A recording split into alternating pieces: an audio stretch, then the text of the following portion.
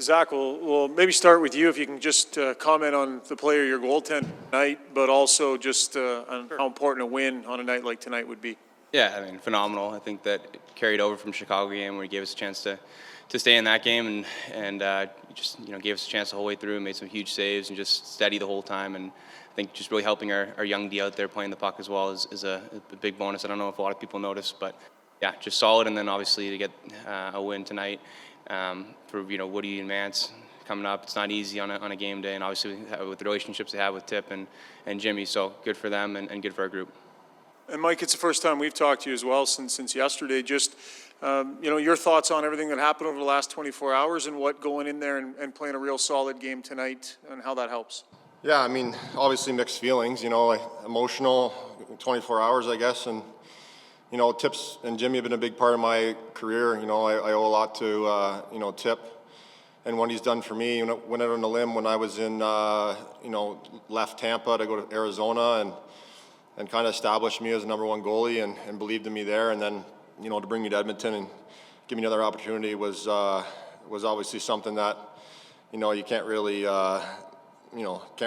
put words to it. But I owe a lot to Tip and he's a great man, both Jimmy and him. So obviously, from that standpoint, a personal standpoint, it's difficult, but it's part of the business, and we've all been through it, I think, a time or two. So obviously, like Hyman said, for Woody to come in and Mance to come in on a short notice and on a game day and kind of get a message sent across, and I thought our guys, were humming right from the drop of the puck. So it's nice to see, and obviously to win is the most important thing. So that was great too.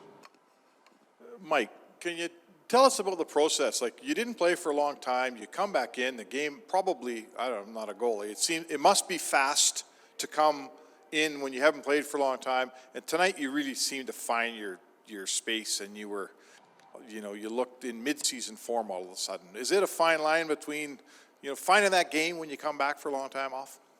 Yeah, absolutely. I think any player will tell you that. I think it's, but like I said yesterday, I think as a player you kind of can get your wits about you and maybe go out there and shorten your shifts and maybe get a bump or a grind and get to the net and do little things that it gets you in games. But as a goalie, you're kind of just, there's no really feeling out process. It's, there's good teams coming at you. And, like I said, the first game I'd come back and played, everything was moving super fast out there. And the pucks felt like a bubble hockey puck.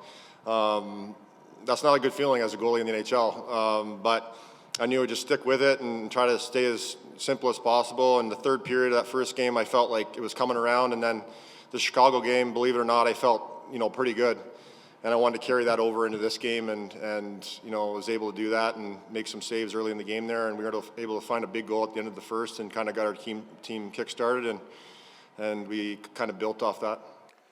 Zach, we noticed some difference when we look at the game sheet, we noticed a few differences in ice times and as we watched guys play during the game. But as a player on the bench playing for a new coach tonight, what were some of the things maybe that fans or media wouldn't know was different, but maybe you guys noticed was different?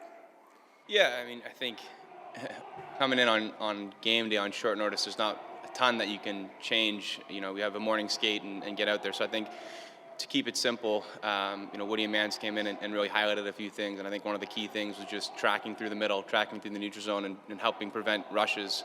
And I thought our D did a great job of standing and protecting that blue line. I think it's a big difference when you stand and you protect the blue line and you make them go through you. And once an offensive player gets a blue line, like a guy like Barzal or any of those skill guys, they try to cut to the middle and it makes it really difficult on the D. So I think that one point that maybe if you're looking from the outside, you wouldn't see it, but we really focused on that, I would say. Zach, I know you scored a couple times in Montreal, but this seemed to be maybe a little bit more of a goal scorer's goal, and the reaction kind of showed. What did you think of your goal and maybe boost the confidence for you? Yeah, no, I mean, for me, I think goal scoring is funny. You score in spurts, it seems like, one of my first coaches, obviously Babs, something he said to me that stuck was, at the end of the year, you tally up all the goals and it all evens out at the end. Your shooting percentage will even out at the end, right? So you're going to have spurts in your season where you're not scoring for an extended period of time, and then you have spurts where you're scoring a lot. So just to maintain your even keel, and if you're getting the chances, I think that's what's important. And then obviously on that one, it was a 2-on-1, and was able to pick my corner and went in.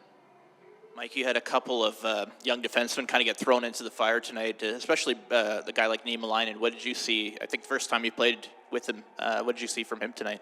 Yeah, I mean, big, solid kid.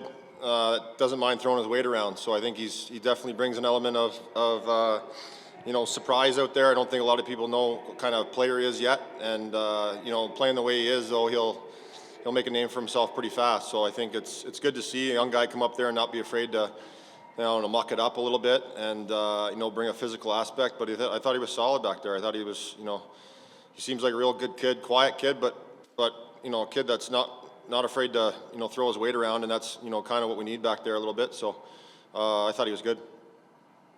Zach, 100 goals, what does that mean to you? Is that sorry? Your 100th goal tonight, what does that mean for you? Oh, yeah. It's, it's extremely meaningful. Obviously, it just means that you've played long enough in the league, and as a kid, you just dream about scoring one goal. So to score 100 is pretty special and a big milestone. And it was a really good shot. It wasn't one of those ones where it was mucking in front of the net and it went off you. You beat the goalie very cleanly. It definitely helps when it's nicer. I mean, I score a lot of goals from in tight, so to get one from a little bit further and beat the goalie was definitely nice. Thank you.